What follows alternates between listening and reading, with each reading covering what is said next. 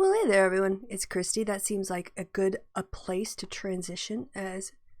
Oh, stupid video. I can't find it. Here we go. Sorry. Getting ready for the show, and of course you get the automatic playing videos now. So sorry about that. That is all sorted. Muted. Hello, peoples. How are you doing today? I am Christy. Welcome to Weekend Winters, where I get online and babble at you for like 2 hours usually at a time, and try to often multitask, which is what I'm trying to do now. I'm trying to both run a show, do an introduction, and fix the screw up that I had. I had everything set up really well, and now it's all messed up. Anyway, how are you guys doing? I hope your lockdowns are going well. Hope your self-isolation isn't getting you too, much fever. Actually, I don't. It was probably a good thing to have. Oh, you didn't hear the desktop audio. Yes! Yes! I had the desktop audio muted, so actually you didn't hear the video. You must have been confused. That's alright. I'm looking out for you. I'm making sure your quality of experience is good. Oh my gosh. So, yes. How are you? I'm actually going to swap over here to the screen that shows you guys. Yeah, there we go. Actually, we don't really need this quite yet, so we can move that down. Just have a picture of something nice. Like boats. That seems nice. So, yeah, hello, good morning, good morning, good morning, good morning. Yeah, did D&D. So I'm just going to do some fluffy stuff to start, because we've got some heavy topics. And I know I'm going to ease you into those. So first of all, yeah, D&D last night, a lot of fun. Christiosity is a great dungeon mistress, and what I really like about her style is when she really cares a lot about our experience, and also she doesn't, she sets us a lot of interesting things to do besides fight. It's not just like go and fight and go in a dungeon and find some stuff. We have problems to solve, and it's very interactive based on the characters, and so it's really good quality experience. I aspire to a good quality experience there, Wanderer. Yeah, so that is such a welcome mental break, because the rest of the time, I'm either, trying to block out what's going on, or dealing with it around the periphery. Whereas during the 2 hours that we play, 2.5 hours, 3 hours, sometimes we play D&D, I oftentimes just forget the world exists. And it's a really nice break. What else is new from the last time I saw you guys? I did my haircutted myself. Yeah, I'll have to switch my things again to my 2-camera one, so you can see a little bit better. As that I'm big. Yeah, so last time, I don't know if you guys remembered, I was talking about how my hair was in my eyes. My hair was literally down here to here to here, and I'll do the reveal. Oh my gosh, Christy without glasses, she looks so weird. But I tried first with just kitchen shears, kitchen scissors, which was all right, but only got it to like a little bit higher because I was really scared. I was like, I'm just going to cut along the line just to see.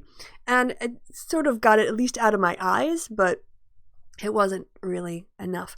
And then I went out in the office. I had to go to the office because I had to vote. And we'll get to that maybe.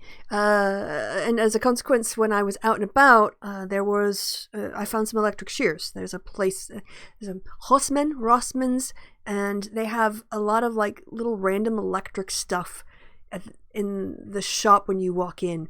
Random things like, it's where you would like get a little handheld vacuum cleaner, or I have a sandwich toaster. And I got the sandwich toaster with cheese. It's just, it's such a mess. I don't even use it anymore. But then the other thing they had was a rechargeable like hair and beard clippers. So, yeah, you like it, Flint? Thank you. Yeah. And so, it's not perfect. I think it's a little bit on the shaky, uneven side. I did try to trim it up a little bit there. But, yeah, cutting my own fringe, bangs, wherever you want to call it, based on your geography. Life skill that I've acquired, or I am acquiring. And the only thing is, it didn't go terribly wrong. I don't have bangs sort of like up to here, which actually I could probably pull off in this haircut anyway, so as long as it's basically even. So there you go. Life skill acquired. Achievement unlocked. Upgrade me. that's a one positive, I guess. What else? All right, yeah. So I'm gonna get to the voting, I guess. If we donate cash, can you send a Kev one? What, a haircut? I send him some shears. I did see him. His hair is like out to here. His hair, you could, if you stretched it out, it would probably form like, have you seen those religious pictures where they have like gold fillet, or not gold fillet, gold leaf and a halo? That's pretty much where Kevin is right now. We had the whole discussion about his beard. So looks like Mako from KLK, very cute. I don't know what that is, but thank you for saying it's cute. Yeah, and I'm also very grateful that I'll be honest. I'll lean in. You can see. I talked to my dad about this, and apparently he didn't start going gray until his 50s. Not really, really gray.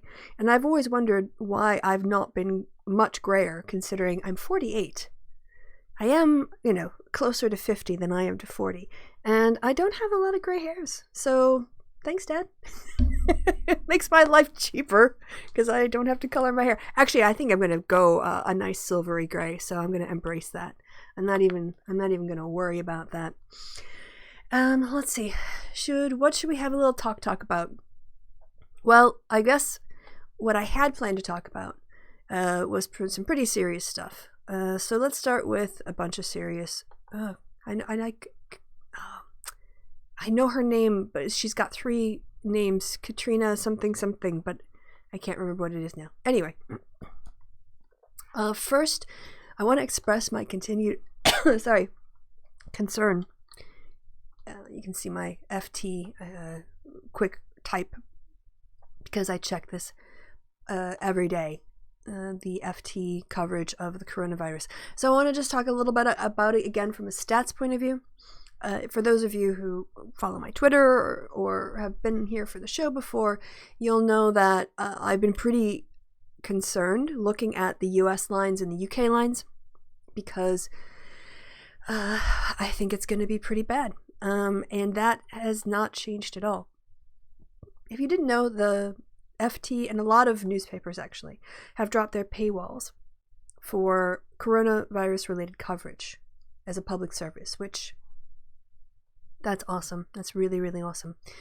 The person here, the FT visual and data journalism team, they're getting a lot of credit, and they should. Honestly, they're just doing descriptive statistics, though. Like, what they're doing is not that complicated. Flint, for Kev's Halo Reduction Fund, you have to give it to him. So I actually did help him out with the donations. Thank you, Flint. By the way, hug. Bring it in. That's what you get. Oh, Eva, a hug too. You found your first gray hair in your hairbrush. Yeah. Okay, so I'm gonna get all distracted. The cool thing about, like, when you first get your gray hairs is that they are really kind of wiry and kinky and curly, and so you can kind of, I understood better why Einstein's hair was just like all over the place when he was older. So yeah, you find one, you're gonna find more. That's how they go. Oh, so Kill la Kill is anime. Oh, and it's a super cute character. Oh, thank you for making that comparison. Then it's probably undeserved, but thank you for making it. He's demonetized. Yeah. I did give him a few. I'm going to be honest. I'm going to give him a few hundred pounds or euros to help him through, because he got his job was, because he's been on quarantine and stuff. So yeah, and all the pastors who still do services. All right, so yeah, let's get back to coronavirus. Everybody in the world, especially people in Europe, were shaking their heads at the UK, shaking their heads at the United States, saying, you guys need to take this seriously, you need to get on board. And, fair enough, I didn't, and I'm going to give credit where credit is due. V was in my DMs, as he always is, because he likes talking to liberals, apparently. He's like desperate for and I'm one of the only liberals who answers, people on the left who answers him back. But he was in my DMs 3 months ago, telling me to stock up on hand sanitizer, telling me to stock up on cold medication, because he saw the numbers coming out of China and was really, really super concerned. And I was like, well, thank you, V. Like, I don't quite get why you're this, he's like, oh, you're one of the only, you're like one of my few progressive friends or liberal friends. I don't want you to die. So that was nice. But he was right. I didn't take this seriously enough. I didn't think, because the other thing too is I sort of lived through, as it were, H1N1 and swine flu. I think swine flu hit 2009. And I was in the UK at that time, but it was mostly relegated to farms, and so it didn't impact daily life. So you ordered the chicken, did you, Herbie? Great pubes. And your Big Mac! What were you doing with your Big Mac next to your crotch? That's what I want to know. That doesn't sound very hygienic, Herbie. Oh, that's going to be a random thing for anybody not watching the chat, by the way. Yeah, and when Italy went on a serious lockdown and I started seeing the hospitals stupidly, I saw at least the tragedies happening in China. Again, felt really far away, didn't feel like it was going to come and touch my life.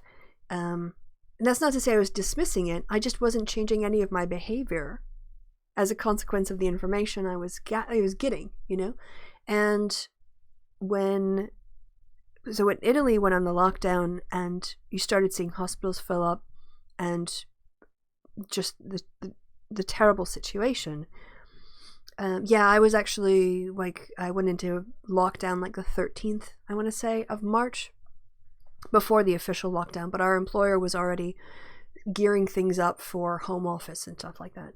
And now, so the US, the UK, the fact that there's still freedom of movement and we are into April now just astounds me. Absolutely astounding. And so we can actually see the effects now of the difference between countries that instituted massive national lockdowns, some sort of lockdown of movement, and the ones that delayed. And it's just going to show up in the data. This is a time lagged effect. This virus takes about 2 to 3 weeks, sometimes 5 weeks, to fully play out. And so as a consequence, if you start a lockdown today in April, you're going to start to see the effects in May. Right? So this is actually pretty terrifying. Let's look at where Italy is now, because they've actually managed to bend the curve.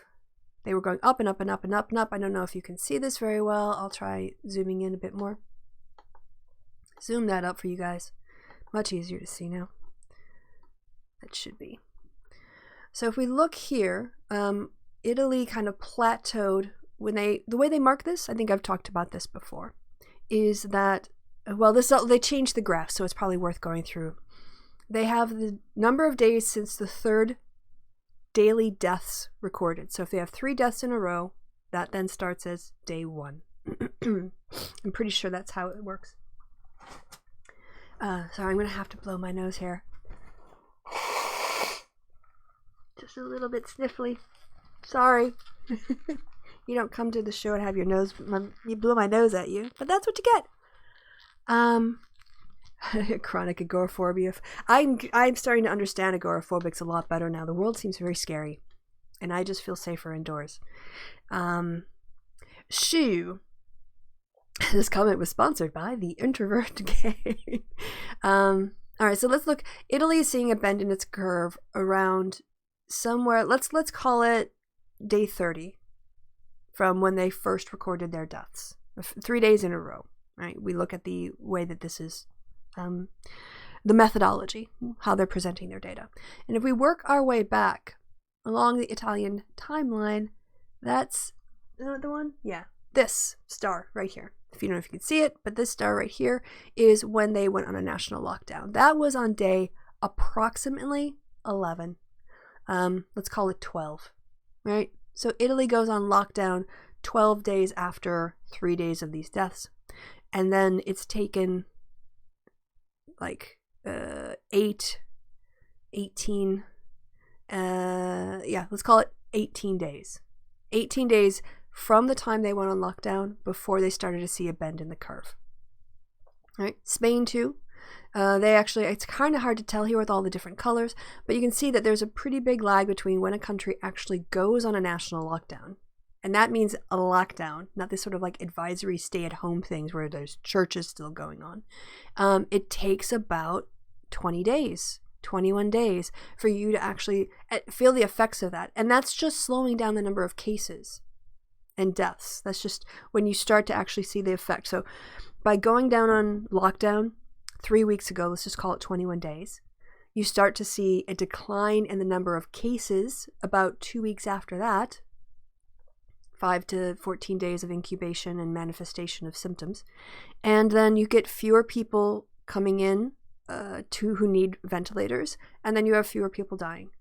But that's 3 weeks of a national lockdown. And Italy was harsh. I don't know how Spain is, but Italy was really harsh on their lockdown. Right. By comparison, the UK had this sort of delusional herd mentality approach and then woke up to how completely insane that was going to be when they ran the numbers and went on a lockdown later. It's kind of weird here. I don't know whose lockdown this is. Germany's been on lockdown, back since here. So is that the US lockdown? I can't quite tell whose lockdown this is. But the UK's lockdown is here relative to the third day. And as you can see, they're already like on pace to outpace. Let's use the word pace.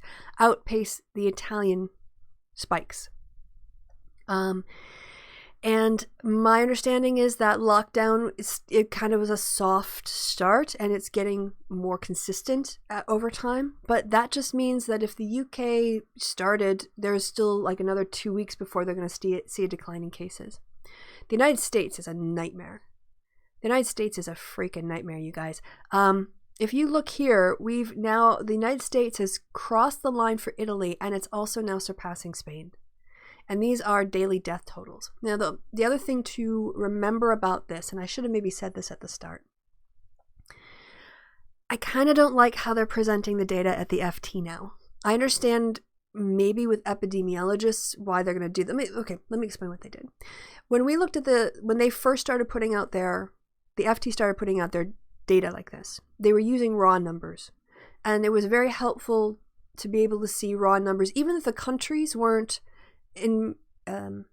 equivalent in size. The cases were close enough where it was making sense. You could see the pace of the spread. Because the US was doing such bad testing, people were coming in and people were having a hard time getting tests. The ones that were coming back positive were at a rate that was not dissimilar from what was happening in Europe. And I thought that was a very good way of approaching it initially. What they've done now is they're doing a 7-day rolling average. And when you do a time series of data, when you show data over time, what they initially were doing is every day they would put raw totals. And as a consequence, the line gets really spiky. You can get really big up and down shifts, 50 in a day and down 100 the next day can really make a line look very jaggedy. It's a jaggedy kind of line. Is there a way, I don't think they have their old charts up, and it's not really worth it, but just believe me, you can just think about a line with a lot of, like a stock market line. It's very jaggedy because it shows you every single day's activity, and so it ends up being very spiky. What they've moved to now is a 7-day rolling average, which means that what they do is they take the numbers for 7 days, and then on the 7th day, they average out the numbers for the 7 days and they make that the first value. So the number you're seeing is lagged by a week. And so the next one is you drop the day 1, you add day 8, you take the average and that becomes your day 2. Then you drop day 3, you add day 9 and that becomes the average for your day 3. So you're looking at things in a lagged way. This is not in some ways the most current data. It represents the movement in the numbers over the course of the last week. The advantage of doing that is that you get a much smoother line. So if you have a 3-day average, you're actually going to get more variation, well, but put it this way. If you have a 1 day average, which is, it's not an average, it's just the 1 day result, you're going to get that really kind of spiky line. If you have a 3 day average, 3 days can still capture quite a lot of movement in the data. So it's going to look more smooth than a 1 day report, but it's also still going to have some of that jaggedy things. However, it's a shorter time period where you're capturing movement. So it's a little bit closer to what the data are. And a 7 day average like this one really smooths out the line. All your spikes are basically gone. And so it looks like it's, visually, I guess it has some advantages. It's a little bit less busy. It's a little less susceptible to, say, if you have a change in the reporting, that means you're going to start reporting, say, nursing home deaths that are, related to coronavirus that you weren't before, and you see a big spike in 1 day's reports because they're catching up. That kind of thing gets averaged out, over the course of the smoothing. I personally like to see the movement. I personally like just the 1 day reporting, and I think the 7 day rolling average, as you can see here, the problem I have with the 7 day rolling average is that the US right now, they're talking about daily death totals, and you can see that currently the US is placing between 5 and 1,000. So you could say that like 800 daily deaths on average. When you go to world, coronavirus world, that was. So the other place that I'm checking daily, I probably shouldn't, but I do. I get up in the morning and I check the death totals. It's gone up 1,000 since the last time I looked. So when you look at this chart, as I was saying, it looks like the US is averaging about, let's call it 750, 800 cases a day. But that number is lagged. It's pulled back in time because it's still picking up on the cases that were happening last week.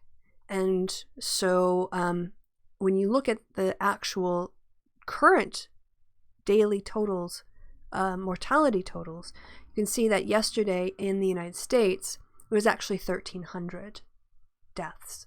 And I think the day before that it was like 1,100. So where we're actually in the line is over this threshold of Spain, currently speaking. Spain, of course, is going to be, they might even be lower because they're still dragging the cases from last week if their numbers are going down. We're actually like already in, we're higher than it shows because of the lagged nature. And that's why I personally would prefer that they did a 3 day. If they're going to do a rolling average, no, this is my opinion.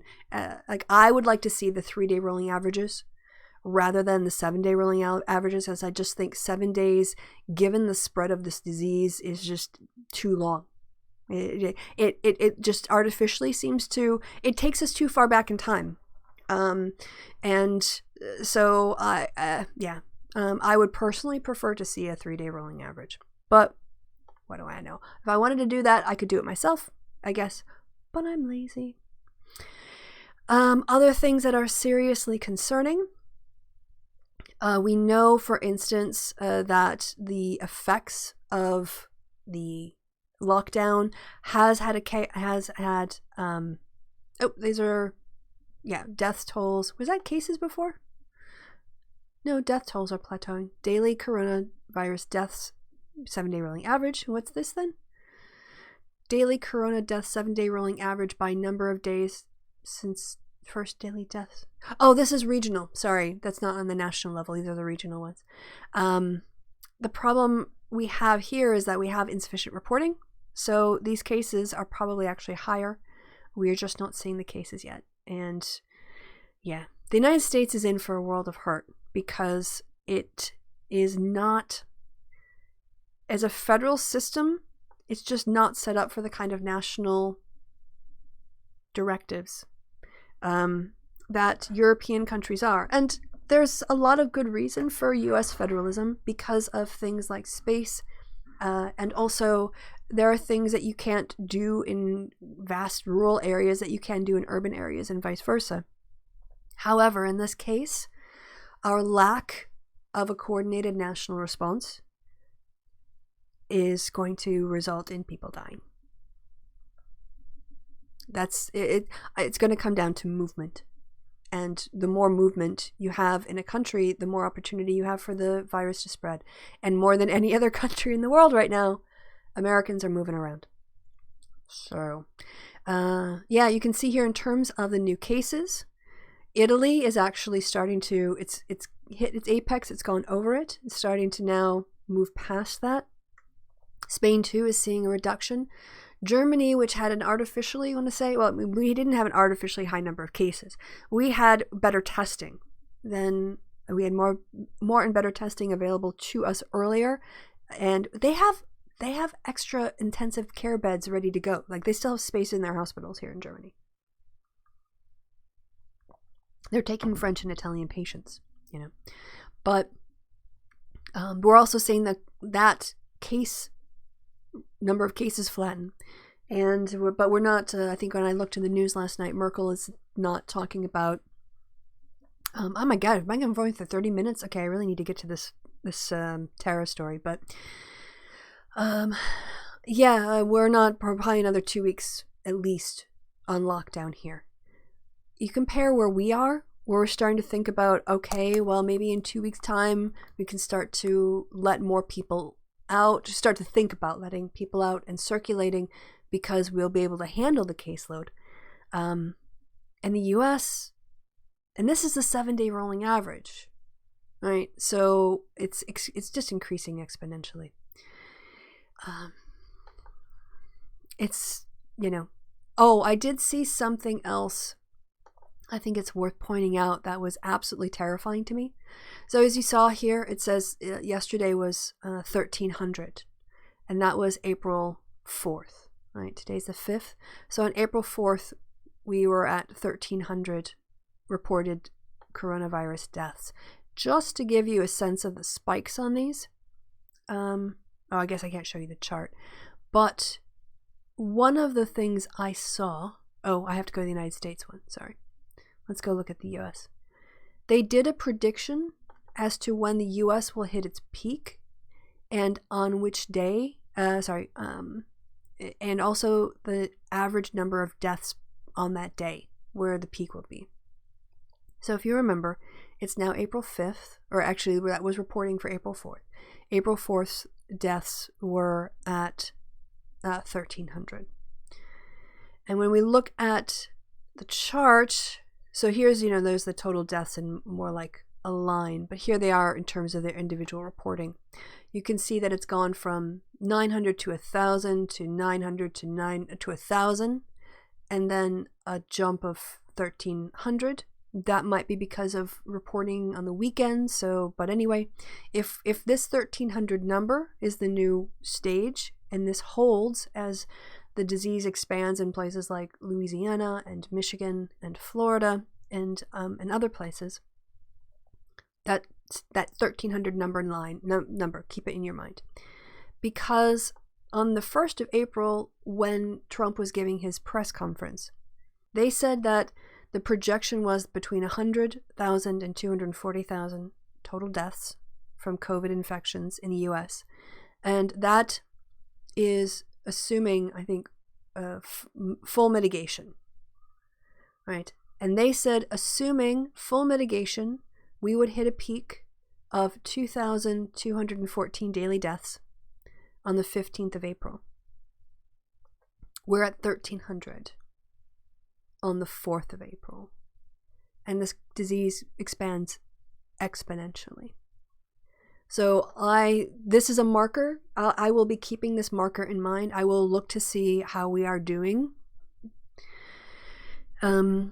by seeing when we hit that number. If we hit 2,214 on or after April 15th, and then it goes down subsequent to that, that would be good.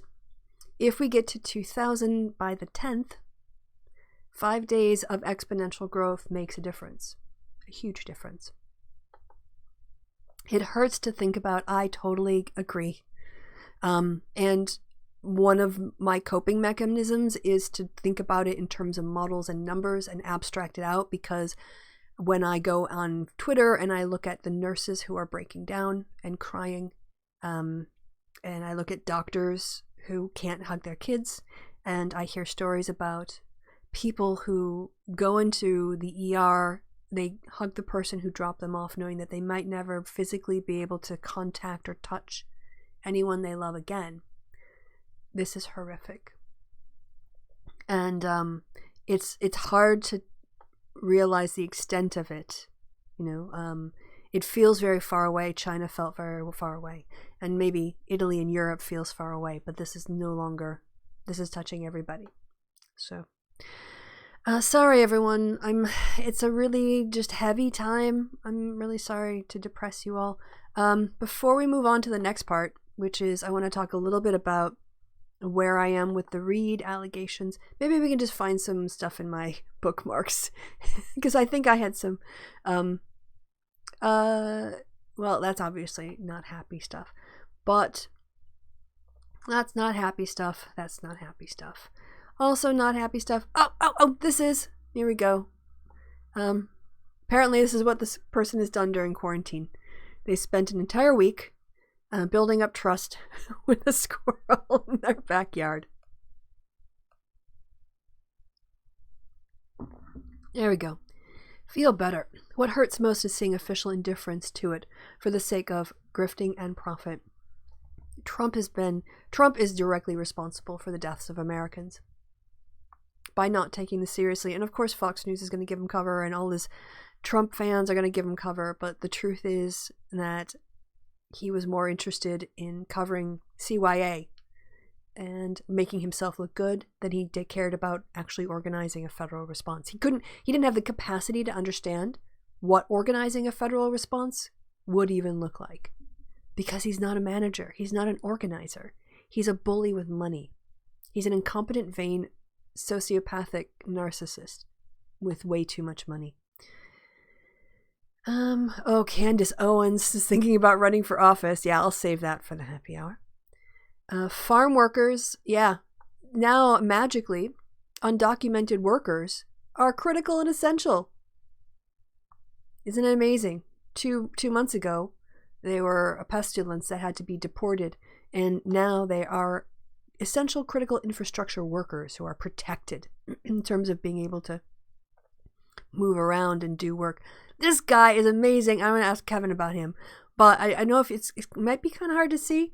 So I'll start it from the beginning. He basically spits out like a candy, right? You can see it. It was right here. He spit out this candy, and then he just plays with it. Like, he just bots it around on his knee and his shoe, and then he bops it around on his chest. He misses it the first time, so he just keeps kicking it around, and then the second time he catches it. That is so cool. I can't even. That is really cool. And so I'm hoping, I know it's not Matt Hummel, so I'll have to ask Kevin who that is, because I don't know who that is outside of this. I don't pay attention. Christians, we're not going to pay attention. Oh, this is pretty good. I don't even care if this is a setup, but this guy who's trying to like come out and gets caught in his pants with his girlfriend. Knocks himself out, and she's like, oh my god, I can't believe I have sex with that man. This actually really, really does make me laugh. I'm just gonna watch it again because it wasn't enough the first time.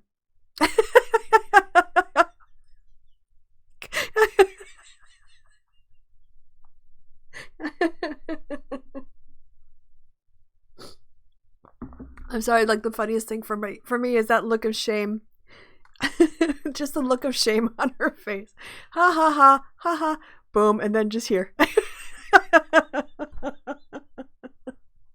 I need something to laugh at. We all need something to laugh at. Oh, this is adorable. All right, and after this, I'm going to have to go back. Otherwise, I'm going to use up all my feel-good palette cleansers for the next happy hour, which is going to be not currently scheduled, but it's planned to be a pub crawl over on Twitch. We're going to go hang out with the Cognitive Society, by the way. So yeah, here's the laziest game of fetch ever. Just let the ball do all the work, basically. And I love the way that, like, the dog and the human here communicate. Like, you know, the dogs don't necessarily speak a language, but they get, you know, from interactions and stuff. And I just think that's really super cool. How is Cog's milkshake cover coming? I've just got to ask him. My milkshake brings out a boy to the yard, and I like it's better than yours. Yeah, we need to get that happening. All right. 30 minutes. Can we take a break? I think I've been drinking a lot of coffee this morning, and I'm going to just give it 5 minutes. Then I'm going to come back, and I want to say a couple things before I go to break, though. One is I am not going to, in the next segment of Tara Reid, I'm not going to attack Tara Reid, and I'm not going to call her a Putin plant or a Russian agent. And I'm going to explain why I think that's wrong. I'm also going to explain why I personally have not crossed a threshold of thinking that the accusation is credible enough for me to label Joe Biden a sexual predator. That was an awkward time to have a weird swallow. Anyway, and I want to explain my reasoning on this, and where I'm falling and why.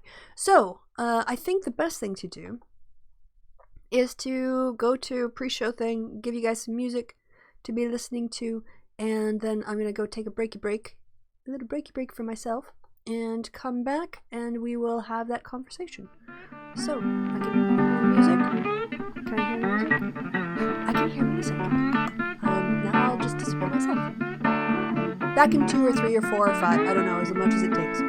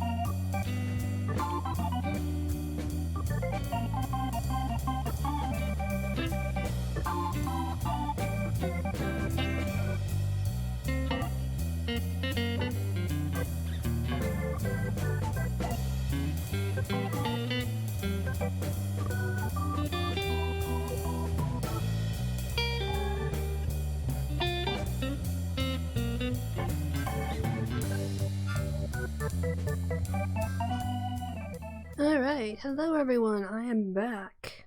And I've got some hot coffee. All set to go. So there's no point in me keeping those on anymore. And I did hands are all washed, all set. So, hygiene, tick.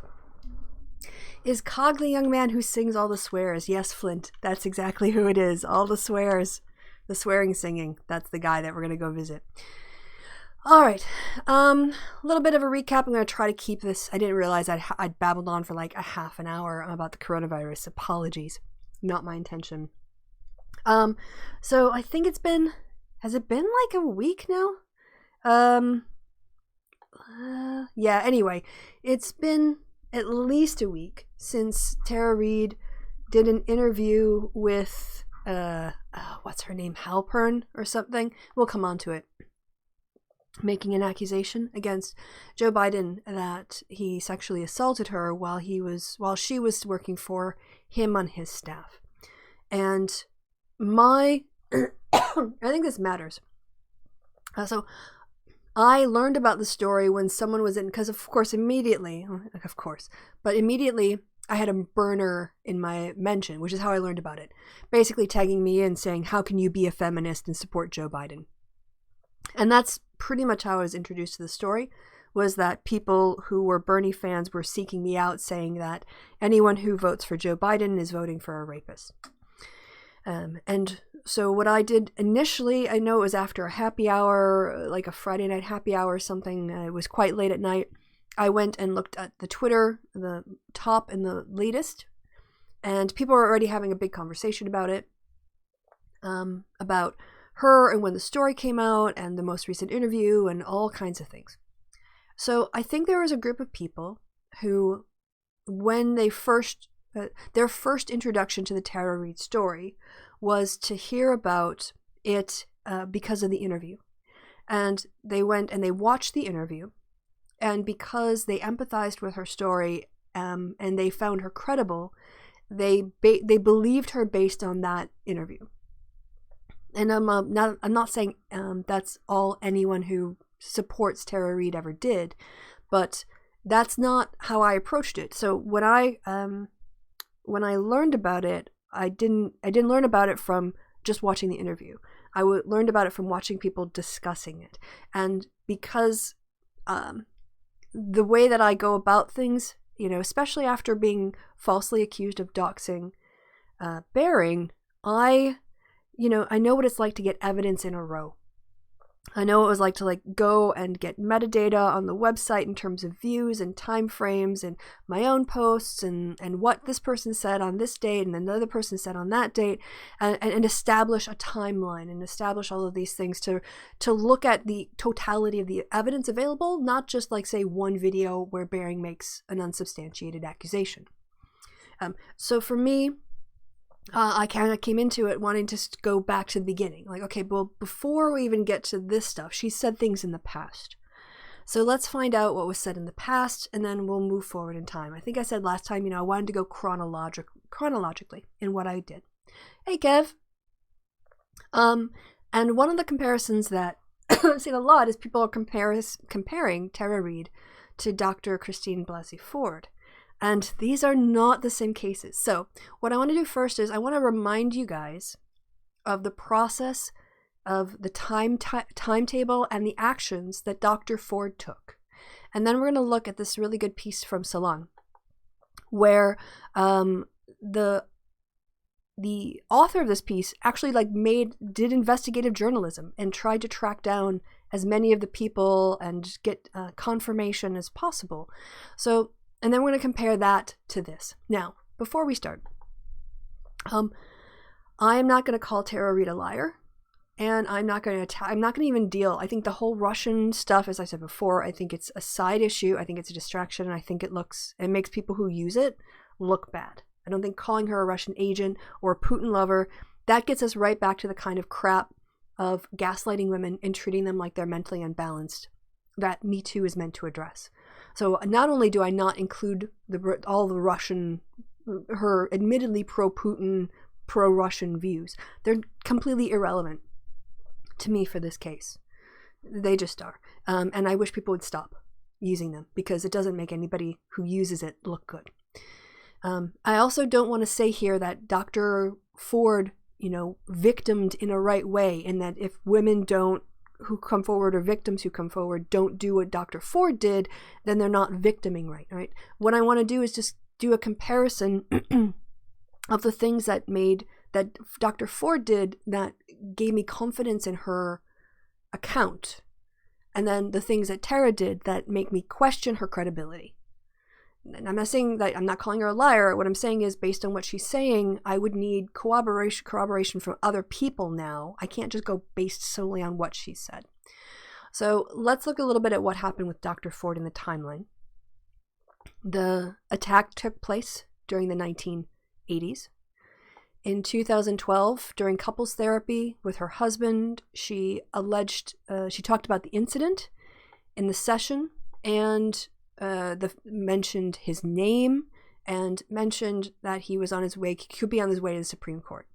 All of this is by way of demonstrating that she talked about this case with this person, attributing these events back when she was not going public. This was just a private thing. This is a private conversation in terms of reporting, right? And we see this a lot. This is actually part of the Me Too movement.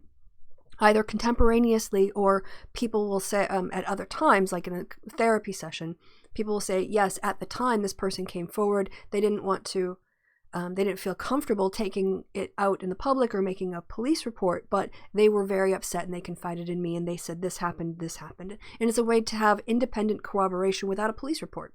And this is really important to the Me Too movement, that we take contemporaneous accounts and contemporaneous notes and like someone telling a story in the past before they had media attention and saying that story consistently, right? So there was also the post of the notes referred to 4 boys involved, which Ford said was an error. And Tara Reid also had an account that was sort of filtered through a reporter. And, you can't really hold, I think there's some scope there for a misunderstanding or a misreporting that we shouldn't attribute to the victim. So she was very consistent, though, when she talked about her sessions. Notes from an individual therapy session said Ford talked about a rape attempt when she was from when she was a teenager. When Kavanaugh's name started to appear on the short list, she began to reach out to members of Congress. And the way that she did this was she reached out to California Democratic Representative Ann Eshoo. Then she contacted Senator Feinstein's office via a letter and asked that her name be kept confidential. Now, this doesn't necessarily lend credibility because she wanted to be hidden. For me, it's the fact that she's coming forward with a consistent story. So then in early August, she had hired an attorney at this point to help guide and represent her. Her attorney said, look, why don't you proactively take a polygraph? And so she did. She went and took a polygraph test of her own volition, and you can talk about whether or not polygraphs are reliable. The point is that she was willing to put herself under that examination because she believed in her comments. She was willing, she did that to attest to that she was telling the truth. And it was administered by a former FBI agent, and the results concluded she was truthful. So, whether or not you want to believe the results of a polygraph, whatever, the fact is that she made a good faith effort to put herself under a scrutiny. Now, in late August, she didn't want things to go forward and be public. She thought, he's probably going to get confirmed anyway. Why do it? And then freaking Ryan Grim, whose name we're going to see later. The Senate Judiciary Committee held a contentious hearing. No mention was made of the allegations that would later surface. But then on the 12th of September, The Intercept and Ryan Grim tried to basically put Dianne Feinstein in a bad light. Ryan Grim is like a burner. He's out there to undermine what you would call moderate or long-term, sort of centrist Democrats. And he wrote this piece that basically outed Christine Ford. So he was doing it to try to shame Dianne Feinstein from withholding Brett Kavanaugh document from fellow Judiciary Committee Democrats. All right. So remember the name Ryan Grimm. It'll come up again. Where were we? Yep, The Intercept reported that that Feinstein had a letter detailing an accusation. Now, Feinstein was trying to keep it confidential on the request of Ford. And then, let's see, the New Yorker reported on the substance of the allegation without naming it.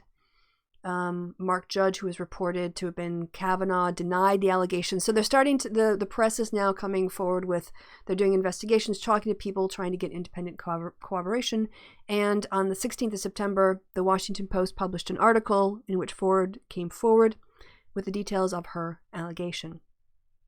That was the time frame. That was the series of events that happened with Dr. Ford. And I think it's important to remember that when you want to make comparisons with this, with believing Dr. Ford and saying, I believe Tara, because they're not comparable cases.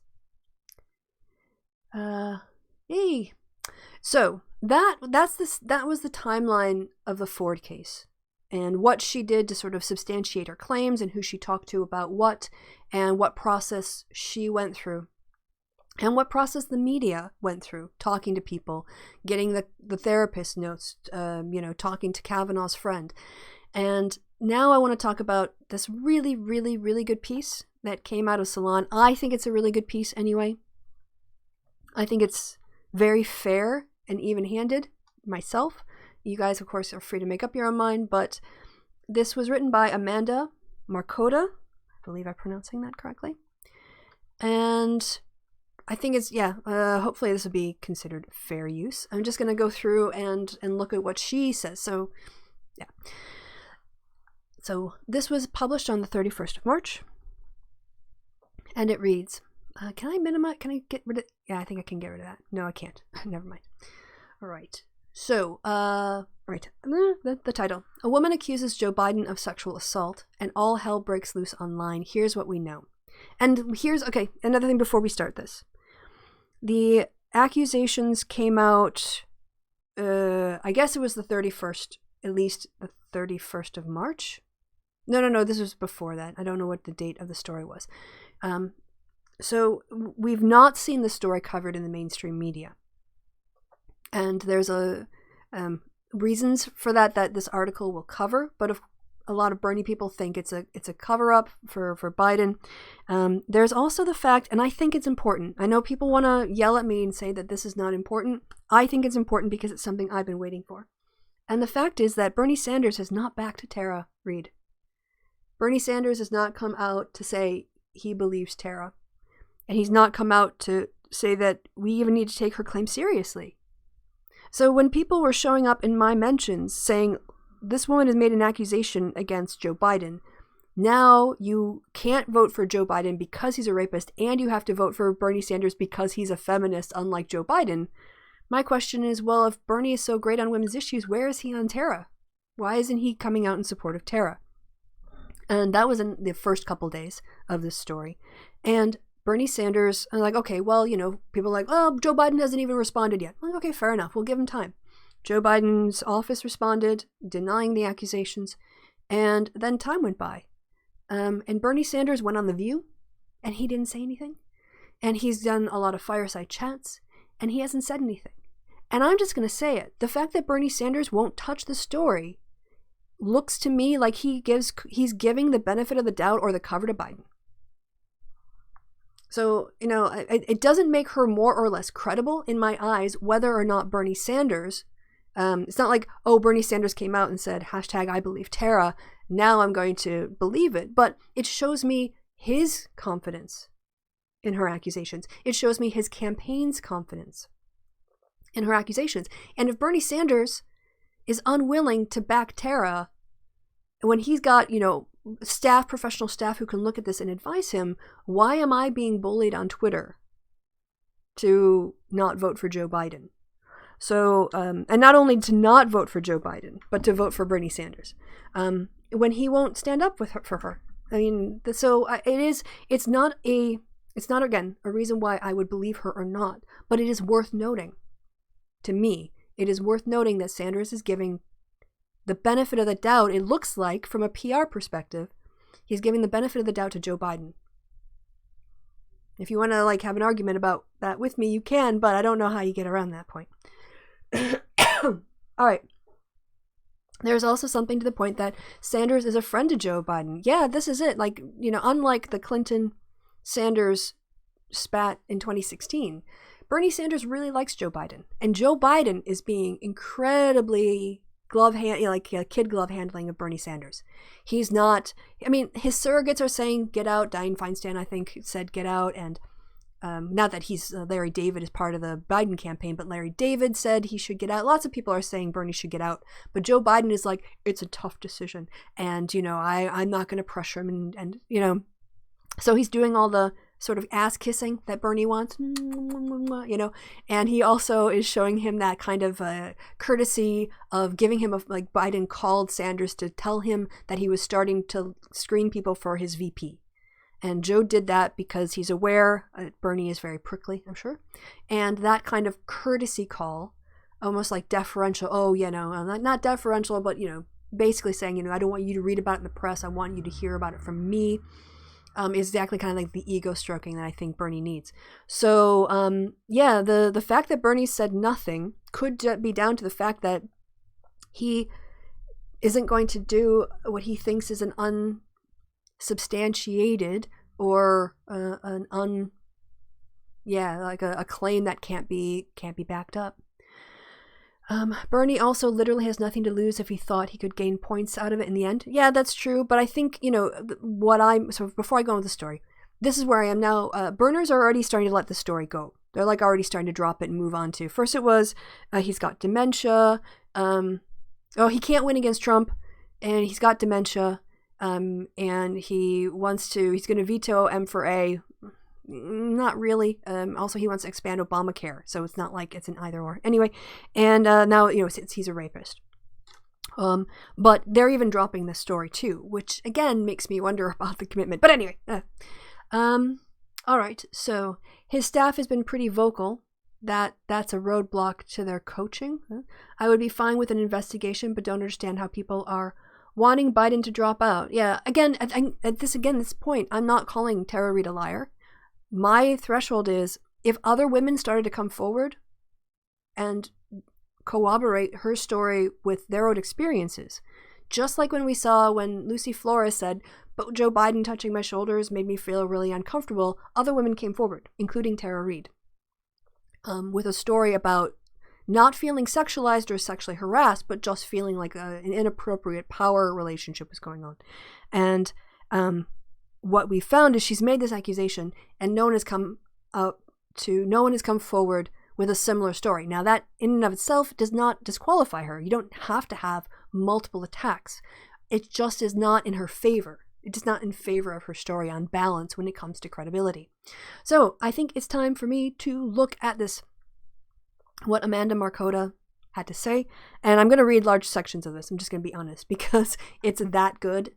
And, there we go.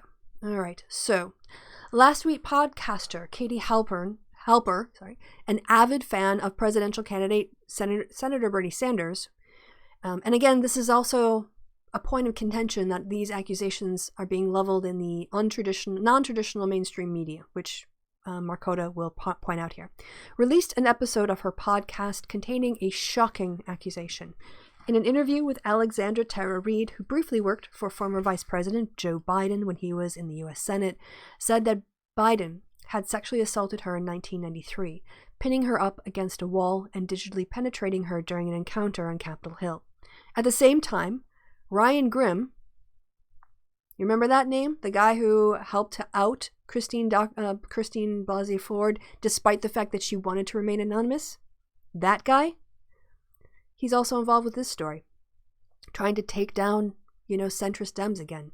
I'm not saying this looks bad for Tara. I'm saying it looks bad for Ryan. Ryan Grimm seems to be pretty much of a hack.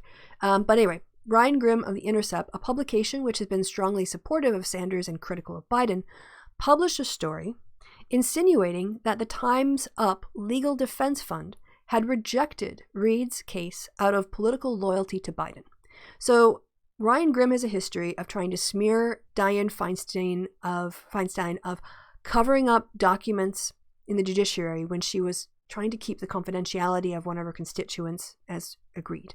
And Ryan Grimm has, as we'll see, basically made up a story that Joe Biden had undue political influence at Time's Up. And we're going to look at how Amanda just destroys this later on in the article. These twin stories are currently tearing up social media, with competing conspiracy theories, fair enough, flying from both pro-Biden and pro-Sanders camps in response. That's very true. Like, Biden fans are not held harmless in this whatsoever, and I've already repudiated and, rejected those methods as being unhelpful and not progressive. Biden supporters are accusing Reade of being a Russian agent, or at least a kook with suspicious intentions who's in love with Russian President Vladimir Putin. And that's precisely the kind of treatment of women, like they're not mentally stable, they're not mentally balanced, and because we can question their sanity, we can then dismiss their accusations. That to me is not at all plausible, and in fact it's highly misogynistic. So knock that S off. Sanders supporters are accusing the mainstream media and Time's Up of covering up Reade's accusation to protect Biden. To be clear, neither candidate's campaign has engaged with these conspiracy theories in any way. And I agree, both Biden's official staff and Bernie's official staff, other than Biden doing the denial, issuing a denial out of his press secretary. I'm not accusing Bernie at all, or Bernie's staff of this. I'm accusing his supporters of pushing this narrative and then using it as a cudgel to try to bully people online to not only not vote for Biden, but then to turn around and vote for Sanders, which seems to me a misuse of, it's a politicization of Me Too. It's not defending Me Too. It's not supporting Me Too. It's not helping Me Too. To go on, Reade said there were no witnesses to the alleged 1993 assault, which of course is extremely common in such cases. She said in her interview with Halper that she told her brother and a friend about the assault at the time, which Halper says she confirmed. That confirmation process is the most common method of establishing credibility when reporting on allegations of sexual harassment or assault. The audio of the interview is compelling, as Reade speaks with a lot of emotion about the alleged assault. The same was true in her interviews with Salon. Yet, it is also true that outside of a handful of aggregated stories, there has been almost no high-profile media coverage of a story as explosive as this. An accusation that a former president and near certain Democratic presidential nominee committed an act of sexual violence against a woman who worked for him. Why? After reaching out to Reade, representatives from Time's Up, a lawyer who spoke with Reade, the Biden campaign, Reade's former bosses, and the journalists who first broke the story, Salon hopes this story will offer clarity about what is and isn't true in the bizarre narratives swirling around Reade and her story. This clarity may also help answer the question of why the mainstream media has largely steered clear of this messy situation.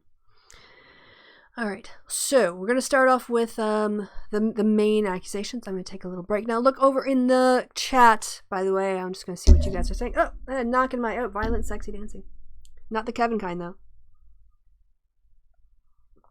Let's see what you guys saying. Now I'm hearing we shouldn't be thinking about who can win. What? I do believe her personally, though others coming forward would kick me into action. Okay, yeah, well, I'm not here to tell people what or what not to believe. I'm here to explain why I haven't crossed the threshold of her credibility.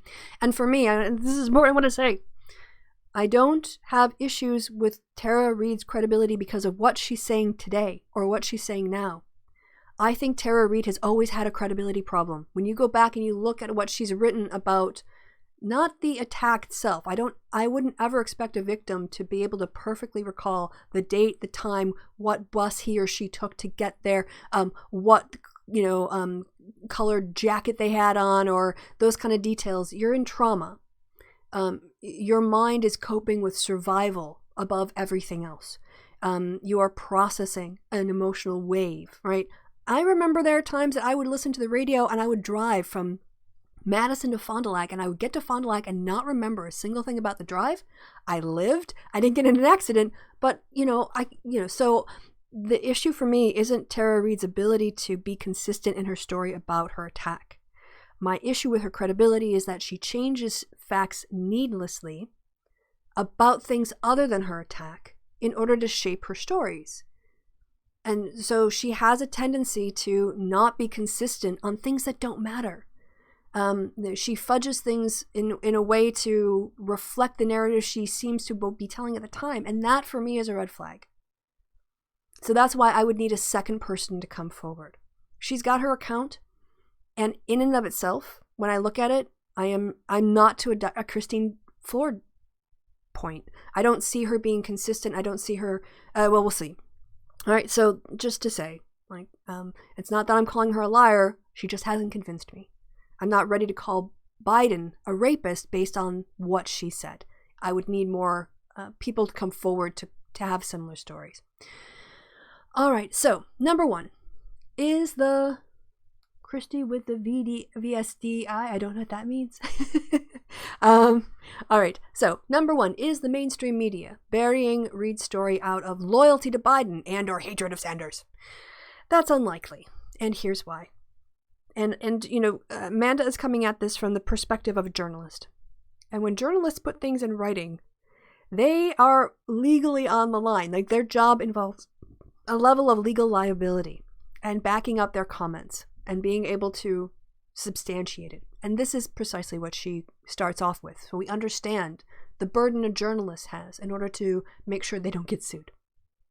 There's a reason why mainstream journalists, such as Rowan Farrow of The New Yorker and Jodi Kantor and Megan Twohey of The New York Times, all Pulitzer Prize winners for their meticulous coverage of the 2017 Harvey Weinstein investigation, investigation, are so careful when reporting allegations of sexual harassment and assault. Let's skip a little bit here. It's not just about fairness to the accused, but also to the accusers. Women who tell these stories, and it's not always just women, but I think they're just, just from commonality or frequency, but victims, we say, who tell their stories inevitably get blasted by skeptics who pick their stories apart. So it's crucial to their safety that the reporting holds up under close scrutiny. That's only going to be more true when the story has major political implications or confusing twists that could be interpreted as red flags. Both, like this one does. So she's saying it has both political implications and twists that could raise red flags. Reade's story of what happened during her tenure working for Biden has changed over time. In April of 2019, Reade spoke to a local Nevada County paper claiming Biden would touch me on the shoulder or hold his hand on my shoulder, running his index finger up my neck during a meeting. She also recounted an incident where she says she was told by the staff that she had to serve drinks at a Biden event because he liked my legs. She told Salon she rejected this request and complained directly to the supervisors Marianne Baker and Dennis Toner. Reade says that her complaints led to being sidelined and pushed out of Biden's office. Both Baker and Toner denied to Salon of ever having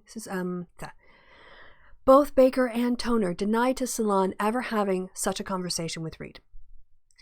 Now, so that's not in and of itself like definitive, but it's a gap in corroboration for her, for two different people. So, problem. But Reade's 2019 account of why she left Biden's office also conflicts with earlier things she has written. In a December 2018 Medium post that she's since deleted, Reade wrote that she quit working for Biden to pursue a vocation in the arts because she quotes, loves Russia with all my heart, unquote, and, quote, and rejected, quote, the reckless imperialism of America, unquote, and what she saw as an anti-Russian view on Capitol Hill. Now, I've also seen in subsequent tweets that she says she was fired by Joe Biden. I think I can find that. Is that in the Reade Medium? If I can spell right. which, so before she starts, so before we even get to the current account, she's told one story where she left Biden's office to go be with her boyfriend. They went off together to do something in California. She, for the Nevada paper, I think it was, she said she was resigned or was forced to resign. And in another period of time, she says she was fired from Biden's office. Now, I've left a lot of jobs in my day, but I've never been confused about why I left my employment, especially if I was fired. And so, again, this doesn't mean that she's a liar, but there is a concern. Yep. And this, who harassed and more than fired his Senate aide when she had the audacity to say no and call him on it. So again, like, I don't get why that part would change. And what she might say, people can retroactively say things like, right. Here, you can just go through this. And again, this is before these accusations. Like, I'm saying Tara Reid has a credibility problem to start off because she's told different stories already. That makes me say I can't take it on, based on just what you're saying here. So she said Biden fired her. In April of 2019, she said she was driven across country. Sorry, that's not it. So anyway, there's I thought I had the other one, but I don't. If you guys remember from before, just getting back to the Salon article. So Christine Blasey Ford, Dr. Ford's story didn't change over time. She talked about what happened to her, and even though the therapist said 4 boys when it was really 2 boys, I think, again, that was like understood to be a misunderstanding in the course of the session. She told the same story about what happened to her. And I'm going to say story. She gave the same account of what happened. And, and things like it was a weekday. And little things, right? That didn't have to do necessarily with the assault itself. So, it just raises a red flag. Let's see. Before 2019, Reade lived under another name. She changed it for many years to escape an abusive husband. Fair enough. And provided the paperwork demonstrating this to Salon. It has nothing to do with her credibility, so I don't care that she changed her name at all. And her public statements about Biden before 2019 were entirely positive. After making her 2019 allegations that Biden had touched her inappropriately, Reade spent months tweeting that story dozens of times at various figures. Politicians, celebrities, media outlets, even Donald Trump, to no response. So this again is a difference, shall we say, between the Dr. Ford timeline and the Tara Reid timeline. Tara decided so Lucy Flores, I think, was the first person who came out to say, Biden, the way he touches me, it made me feel uncomfortable. And other women came forward to say, yeah, I had that, me too. I had him touch my shoulders or do something else, and I didn't feel sexually harassed, but it did feel inappropriate. At that time, Tara Reid came forward with a version of her account. She came through with an account that talked about how Biden touched her and she felt it was a dominance thing, that she didn't feel sexualized. It was more like she felt like a lamp. And then there was the whole story about the legs or whatever else.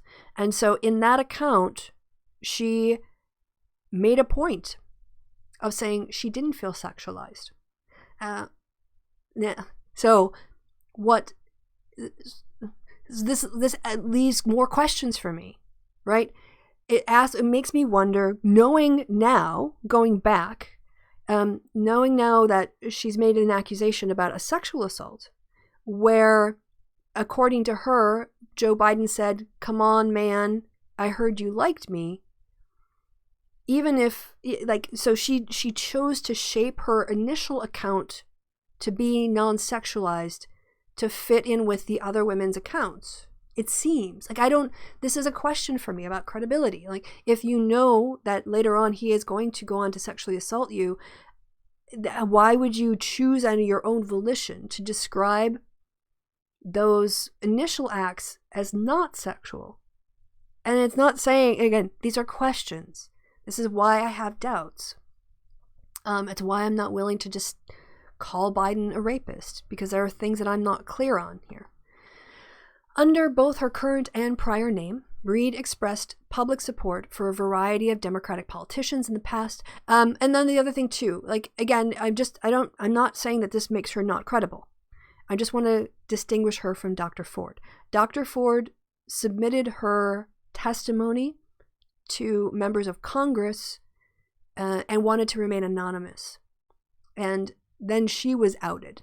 It wasn't her looking, to journalists or trying to get her story out. She wasn't tweeting about it. Again, it doesn't make her more believable. I'm just distinguishing this. Whereas Tara Reid had her story covered and then was trying to put it out there, but only part of it. So again, just sort of differences in the two cases. It doesn't have to do with her credibility. It just has to do with where they diverge. Okay. Then over the last few months, Reade began heavily retweeting pro-Sanders accounts and regularly engaging with prominent Sanders supporters like Halper. It was during this time that Reade started to hint publicly that what happened with Biden had been far more serious than her 2019 story detailed. Such hinting led, as Reade told Salon, which Halpern, I keep wanting to say Halpern because of Mark Halpern, and that's not, I'm sorry, Ms. Halper, confirmed, to an anonymous woman suggesting that Reade seek Halper out to tell her full story.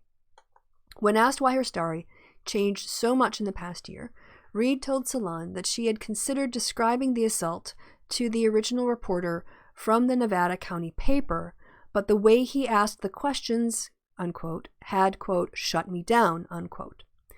The thing, though, is that she went on to write her own original letter to the editor shortly thereafter. So Reade, Nevada, Union. I don't think we'll need 2019. About a girl who walks into the Senate or something. All right, that's the Nevada County story there. But where is her editorial? Nevada Union. Girl Senate. I think something like that. Yeah, a girl walks into the Senate. So she said to the, let's just go back here. When asked why her story changed so much in the past year, Reade told Salon that she had considered describing the assault to the original reporter from the Nevada County paper, but the way he asked the questions had shut me down. That reporter, by the way, did not respond to Salon's request for comment. She also said she felt intimidated by social media attacks and threats in the aftermath of her original accusations and therefore stayed silent. And I just want to point out that this is a story. Alan Rimquik wrote it on the 3rd of April. And if she felt like, she couldn't open up to him about the story, she did author in the exact same paper 2 weeks later her own account. So let's just look at what she said in this. It is completely her choice of words here. I am not a snowflake. I like to be touched a lot. I'm an affectionate person. However, I like to decide who touches me and when. I did not understand or have the words back then to describe how I felt, but only sensed power moves and body language that I did not like. Yet there was not yet the framework as there is now. I did not like Joe Biden's hand on me, not for the reason you think. It is because I am the alpha in the room. Again, I like to be the one who chooses who enters my space, and in what way. We are sexual beings, and we are all trying to figure out how to express this aspect of ourselves at work and home lives. It is a journey our society is on right now.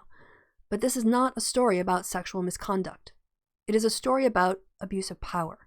It is a story about when a member of Congress allows staff to threaten or belittle or bully on their behalf unchecked to maintain power rather than modify the behavior.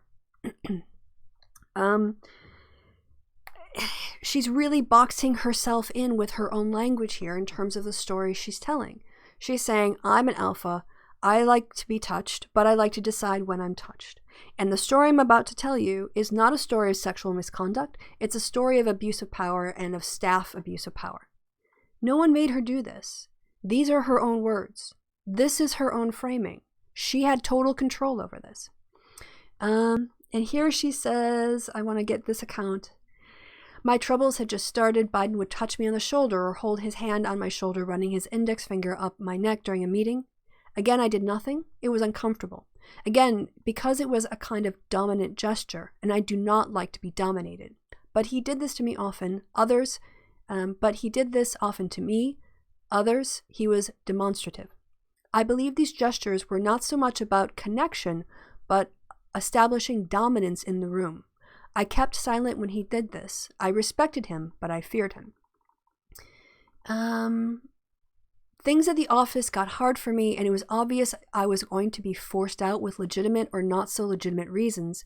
I was told by my female supervisor not to make waves, that the chief of staff would just think we were all on our periods and complaining for no reason.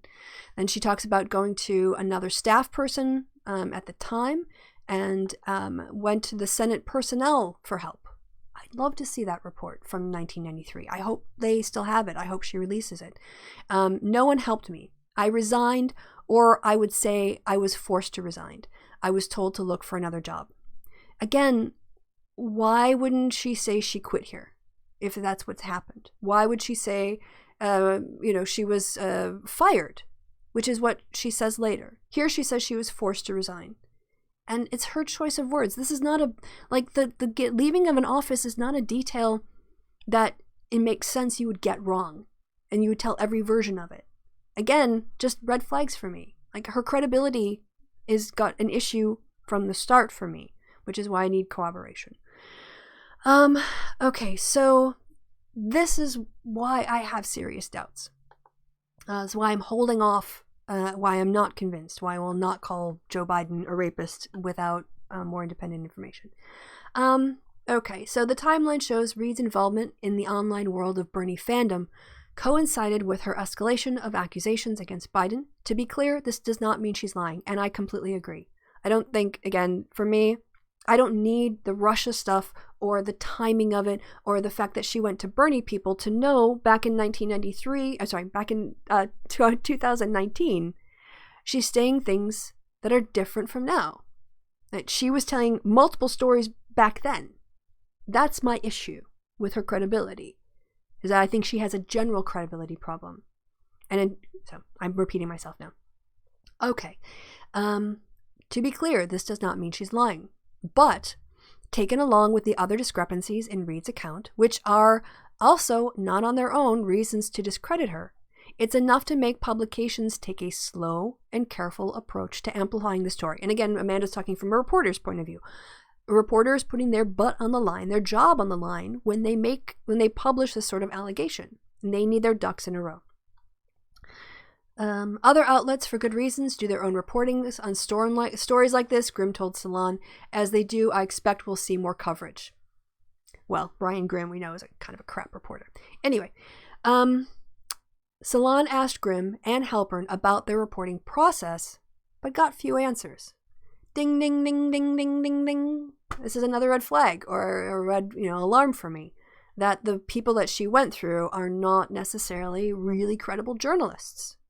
And the story that we're going to play out is that when someone tries to go do sort of, hard-nosed journalism and get the kind of corroboration that people got from Dr. Ford, it kind of disappears. Halper confirmed Reade had been connected to her through a woman on Twitter. Grimm confirmed that he and Reade had been in contact since early March. Grimm has relevant experience here. He broke the story about Christine Blasey Ford writing to Dianne Feinstein with her accusation that Kavanaugh had attempted to rape her in high school. Grimm and Halper have both publicly said they spoke to Reade's brother and friend, who both confirmed that Reade had told them about the alleged assault when it happened. Now, this is also a thing. The Nevada reporter, when and they went to confirm the story about the dominance touching, because that's how she framed it. I think that's she called it dominance touching. And she didn't call it dominance touching, but that's what she implied. The friends confirmed that story. Her brother and her friend confirmed that story, which makes me wonder, like, well, why didn't they talk about the rest of the story? And maybe they said, oh, I'll hold stuff back because Tara doesn't want to talk about it. But then they're editing their accounts again. And so, I mean, it's less of an issue than Tara's own words. But basically, these people are willing to back her up on her versions of the story. So it doesn't increase my confidence. Attempts to reach the brother and the friend. Yes, this is her attempts to reach the brother and the friend. Key steps in reporting a story like this independently have proven fruitless for Salon.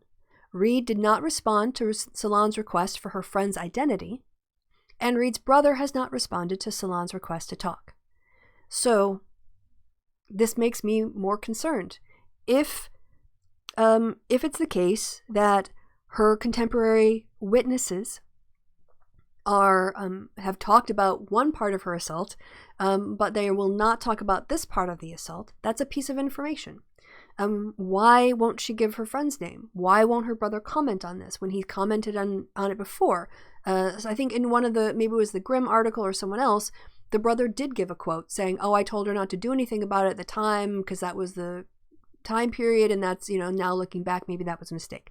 I'm not quoting him exactly, I'm just giving the energy that he gave out. So he made that quote, and you have to know when you are the other person's corroboration that you need to make yourself available. You don't have to tell the same story 100 times to 100 different reporters, because they each need to verify it. They can't go on the word of mouth of some other reporter that they hope did the good enough, fact checking on this. So this again doesn't mean she's lying. It hurts her credibility though, that when non-pro, and this is the other thing, when it's a not pro-Bernie outlet, these people disappear. I'm not saying these people are made up. I'm saying that they're not willing, their lack of accessibility doesn't help her credibility.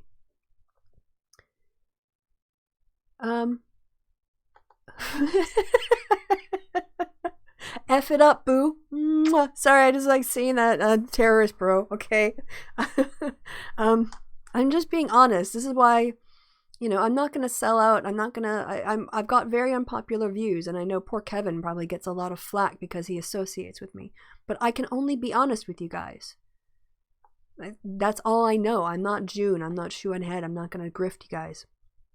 And even when it disappoints people or makes my friends upset, I can't go beyond I can't do that. So I gotta do me. So thanks. All right.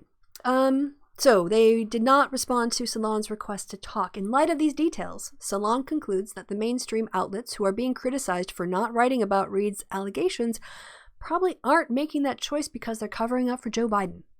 What's more likely driving the silence so far is a genuine reluctance to dive into a story that contains a high number of complicating factors and proves difficult to pin down, especially with the coronavirus emergency dominating the news cycle. So this doesn't help her case. Not having people that she gives as her eyewitnesses not being willing to talk to non-pro-Bernie sources. Okay, then, this isn't really relevant to... Well, it kind of is relevant to Reade because it's about her. This to me is not as... it doesn't carry as much weight as the inconsistencies in her stories. So for me, the thing that really comes down to is when Tara Reid was completely free to choose any language she wanted. She was voluntarily writing up her accounts. She was voluntarily reporting, giving interviews and tweeting out her stuff. She chose her own language, and she has a habit, a written tendency that we can observe of kind of shaping facts to fit the narrative she's telling at the time. Does it make her a massive liar? No. Does it give me any confidence that I can rest on her comments? No. So, the Time's Up thing is pretty interesting. It more goes to motive. perhaps, or it more goes to kind of characterization of her approach. It carries less weight with me, but I think it's relevant in this way, but much less relevant and much less of a factor than her own words. It's really, at the end of the day, the person I see undermining Tara Reid is Tara Reid. With a lack of contemporaneous eyewitness cooperation and the fact that she has a history of shaping her narratives. So, did Time's Up refusal to help Reade as a political favor to Biden? Almost certainly not. As Reade herself said when she was interviewed by pro-Sanders pundit Crystal Ball, Time's Up offered her considerable help when she first reached out to the organization. In its partnership with the National Women's Law Center, Time's Up connected Reade with a number of lawyers who interviewed her to see if she had a case worth pursuing. None of the lawyers took Reade on as a client. There's an important reason here. She wasn't interested in suing Joe Biden, as we'll see. It's important to understand here that the Time's Up Legal Defense Fund only provides support beyond these referrals, such as PR assistance, public relations assistance, if a client obtains a lawyer and moves to take legal action on workplace harassment. But Reade told Salon she wasn't interested in suing Biden. Instead, she was angry, quote, about the smears about being a Russian agent from Biden's supporters, and she was hoping a lawyer could find a way to stop them. That's not what Time's Up does. Time's Up doesn't give you PR support because people are calling you a Russian agent on Twitter, where you can protect your account or block people. One law firm Reade spoke with confirmed that they would not take a case with the ambiguous goal of trying to shut down people on social media who were speculating about an accuser being a Russian agent. Carrie Goldberg runs a firm dedicated to defending women against sexual abuse. Time's Up helped Reade set up a meeting with her. Goldberg told Salon that she would, quote, not comment on who reaches out to our firm for help, unquote, but said that, quote, our firm never hesitates to take on powerful adversaries, unquote. She said her firm is not, however, in the business of threatening, quote, to sue conspiracy theorists for potentially protected speech, unquote. Salon's discussion with Reade indicated she was less interested in legal action and more interested in public relations representation for protection and to handle being inundated by phone calls from reporters. After this interview, Reade continued to send messages to Salon indicating her anger over not getting help with her public relations. To clarify, this does not rule out Reade retaining legal counsel for matters related to her allegations, but at press time she has not done so. It's important to understand here that the mission of Time's Up Legal Defense Fund is providing support for clients taking action on workplace harassment who have secured a lawyer, and the PR services are in support of that. So, I kind of put this in a category of things that are important to know for context, but I can't quite say that they have a big influence on whether or not I think her accounts are credible. What we see here is that Tara Reid was more interested in getting financial help for a lawyer to sue people on Twitter and for PR relations expenses, dealing with the accusations she was making, not in pursuit of a legal case, of actually following up on workplace harassment. I think the statute of limitations is over anyway. So I'm not, she can get resources in terms of names and referrals from Time's Up, but she's never going to get money from them because she's not interested in taking Biden to court. So, again, it's a piece of information. She's not looking for money in order to get a legal fund for a case about workplace harassment. She's upset. She's looking for money because people are calling her a Russian agent on Twitter. And she's upset about that. And she's angered over not getting help with her public relations. A piece of information worth, I think, considering. All right. In a written statement to Salon, Uma Iyer of the National Women's Law Center confirmed what Grimm reported in The Intercept, Their status as a non-profit comes with a strict and absolute prohibition on participating in electioneering or political campaign activity. Considering Reade's active presence on Bernie Twitter and her enthusiasm for the Sanders campaign, the concerns that any involvement with her allegations during a presidential primary could be perceived as electioneering don't seem unfounded. SKD Knickerbocker, the firm that Time's Up hires to do public relations support for their legal cases, was founded by Anita Dunn, who is an advisor to Joe Biden. This fact has attracted the attention of many pro-Sanders people on social media who are eager to sense an establishment conspiracy, which is understandable, but considering the reasons that Time's Up had to decline to fund Reade's media assistance before involving the PR firm, namely, she hasn't secured legal representation, and even if she did, the whole story could potentially be interpreted as electioneering, there's no reason to believe that Dunn ran interference to quell Reade's story. The final one is Reade a Russian agent? That's also highly doubtful, and here's why. Back in 2019, when Reade accused Biden of inappropriate touching and his office of sidelining her for complaints, Biden supporters and journalists like Edward Isaac Dovera of The Atlantic attempted to discredit Reade by noting she had written essays expressing her affection for Vladimir Putin. Biden supporters have pulled this narrative back into play in the wake of Reade's interview with Halper. Reade has since deleted the essays that positioned her as an avid Putin fan, but some screenshots and internet archives remain. In 2018, she wrote a Medium post that Putin has saved the world from a large conflict on more than one occasion, blah, blah, blah. I don't care about the Putin stuff, so I'm not even going to air it. The fact that Reade made such a clumsy effort to clean up her fringe views in the past isn't a great look, but it's not the gotcha moment that Biden supporters might think. It's critical to understand, and a lot of Biden supporters apparently don't get this, that being overly credulous about Oliver Stone documentaries or even about foreign despots doesn't mean that someone is lying about sexual assault. Yes, thank you. Thank you. Her opinions on Putin are completely irrelevant, and what they're being used for is to undermine her sanity, which is a way of gaslighting her and saying she's crazy, she shouldn't be believed. And it's a way of not taking the allegations seriously. It's attacking her. And this is what women had to, and all victims, dealt with before, is that there was an assumption of innocence and all the burden was put on the woman usually, or the victim, and they were called things like the gold digger, they want revenge, this is, bitterness, or they're mentally ill. And I don't think it's anti-feminist to attack her in this way.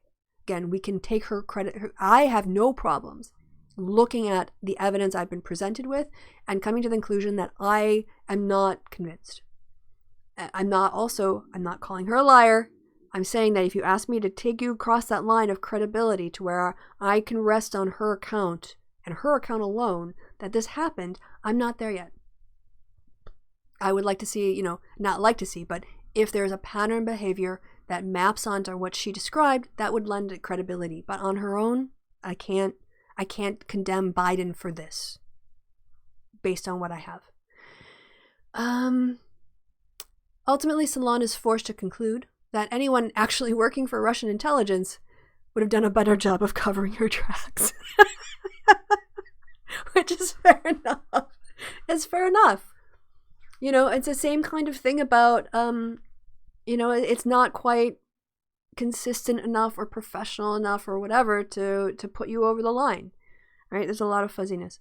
Is Reade the mentally ill woman who was on Dr. Phil claiming Putin was going to marry her? Absolutely not. So let's just move on from that. That's absolute garbage. I saw that on Twitter too.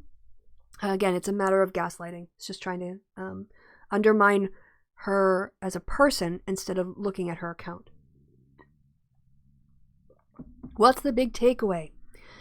There are several. Biden's communication director, Kate Bedingfield, said the allegations are false and issued this terse statement to Salon. Women have a right to tell their stories, and reporters have an obligation to rigorously vet those claims.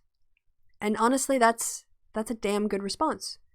Having, again, been on the side of being falsely accused of doxing, bearing that when people approached me about it, my answer to them was, I am happy for you to look at the evidence. I've done a whole video explaining. I have all these screenshots. I have documentation that backs up. I have a timeline. I have the quotes from Bering first accusing Cobalt Cat and then changing his story later. So for me, when the accusation was brought up, I was like, I'm going to be open here. Look at my evidence. Right? And so the fact that the Biden office is saying reporters have a duty to vet. Please go rigorously vet. That they're not afraid of that. Again, it doesn't prove that she's a liar. It doesn't put me over it doesn't help convince me that her account is accurate. It doesn't help. The story of Reade's allegations against Biden shows what can happen when the rigorous standards espoused by mainstream publications are sidestepped for a more credulous and politicized approach. And this is a really good point that comes out of the article. Halper and Grimm aren't journalists on the same level as Rowan Farrow or the two women mentioned at the top of the article, whose names I've forgotten already, so let's go back and give them the credit they're due, because they're Pulitzer Prize winning people and they got mentioned second and third, so my names I've forgotten their names now. Where did they go? Hard to scroll.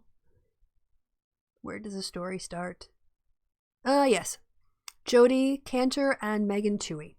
Right? Those reporters went and checked details and checked accounts and checked dates and looked at everything. Whereas these, let's just be honest, pro-Sanders political writers did very little. And they didn't show their work. And other people couldn't replicate their work. And just like in science, if I can't replicate my findings with the same information, I have to ask why. Why is it that Halper got access to these two eyewitnesses, she claims, but other reporters can't? It doesn't help Reade's credibility. The story of Reade's allegations against Biden, the failure to vet the story methodically and to preemptively address its odder elements open the door to a whirlwind of conspiracy theories and misinformation, and it does not help Tara Reid to have this kind of poorly vetted story out there, because then other people like me come along and go, but. And if you haven't if the reporter hasn't gone back and kind of done the work on this, those buts become, doubt. Some Sanders supporters are lobbing wild accusations of a cover-up by mainstream media and Time's Up for not publicizing Reade's story. I've seen those people in my mentions. In turn, some Biden supporters are being reckless, whether by assuming Reade is lying or by spreading ridiculous conspiracy theories about her, or both. And I agree. Knock that crap off. You don't have to undermine a woman's mental state. You can look at her accusations and treat them fairly. No doubt some folks on either side of the political divide would be reacting to the same way no matter what, but the situation has been made significantly worse because of the slipshod manner in which Reade's allegations were reported and released. And that's down to the Bernie people. That part of it is not down to Reade. Ryan Grimm, not a good reporter. Crystal Ball, way off the deep end. This Halper woman didn't do rigorous background checks. So the Bernie people who want to complain that the media is not taking this seriously, they caused the problem by not actually treating it like a serious story. They took it and ran with it as a way to get people to abandon Joe Biden because their candidate is getting 31% in national and statewide elections. And that doesn't help Tara Reid. It doesn't. It makes her look political as opposed to honest when they mess up like this. And it's not her fault. They should have done a better job. It's her duty, she puts out the information she wants to put out there.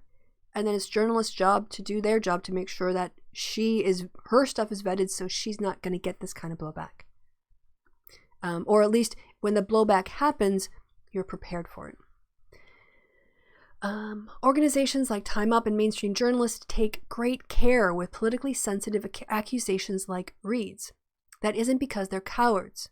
It's because they fear situations just like this, where piecemeal reporting and the perception of slanted coverage creates a political food fight that ends up pushing what is supposed to be the central concern, resisting sexual harassment and violence, to the sidelines.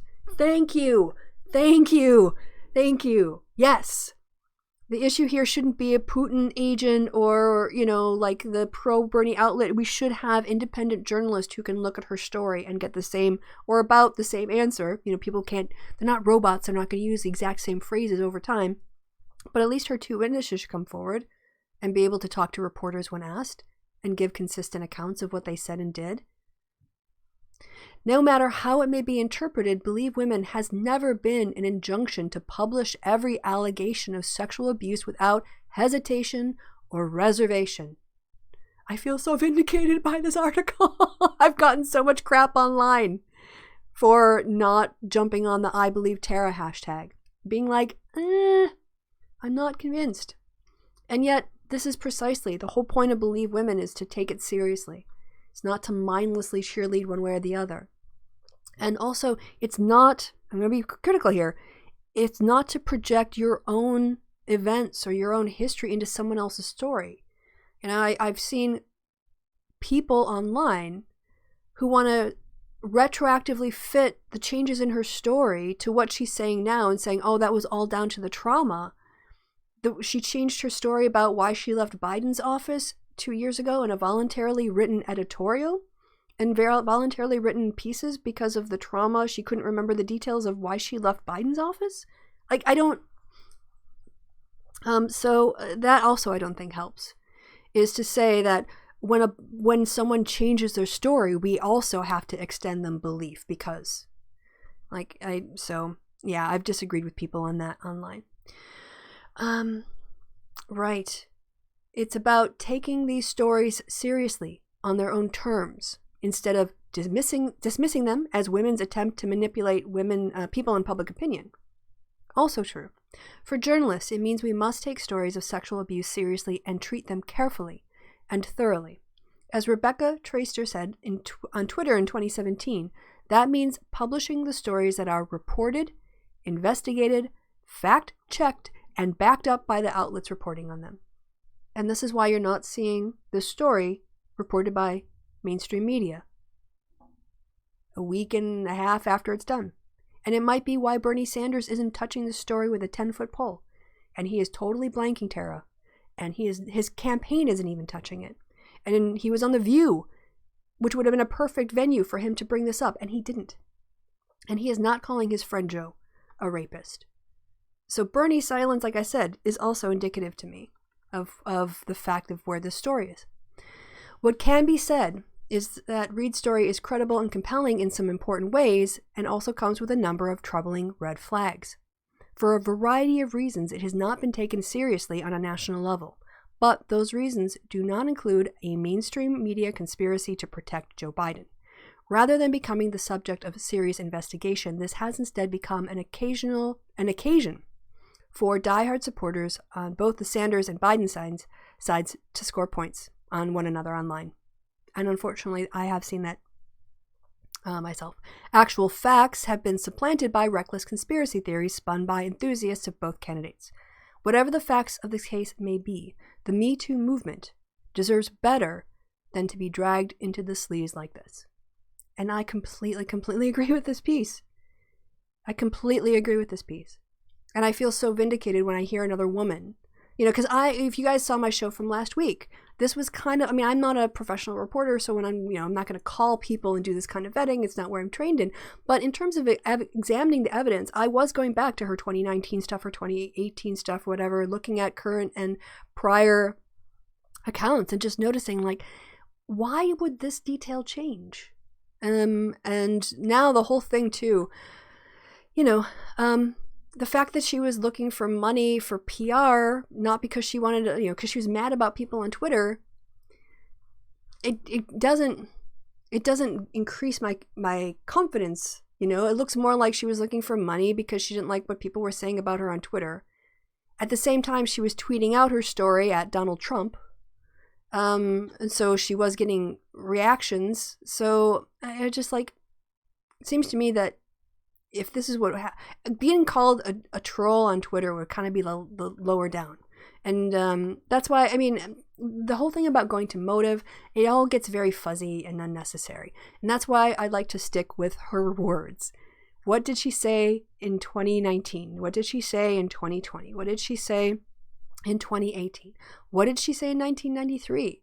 If she made a complaint with the Senate Personnel Office, I'm sure it depends on, I would like to know, has anyone looked up whether or not that complaint is still on file, and would they be willing to release it? I'm open to looking at that.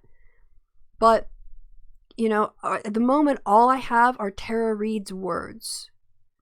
And as I've said 1,000 times, and I guess I'm done, but they aren't enough to push me over the line. When I look at what Dr. Ford did and how she made decisions in terms of the consistency of her story, how she proceeded, how she vetted herself, how she put herself under scrutiny, and that she wasn't looking for media attention. She was dragged into it.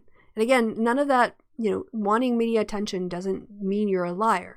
But there are two very different cases here. So you can't believe Dr. Ford to believe Tara. So unless, and so I had to make this decision because I had to vote this week.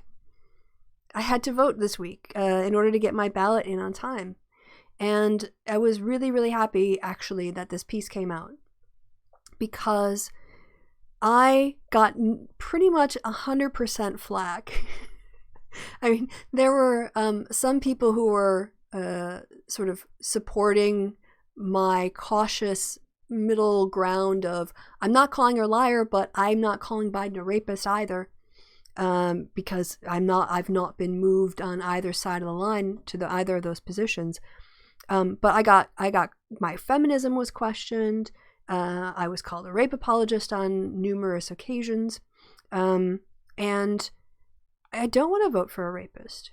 I don't want to vote for someone that I believe in my heart would hurt people in that way. And so when I had to vote this week, I needed to make up my mind on this right now. Where am I right now?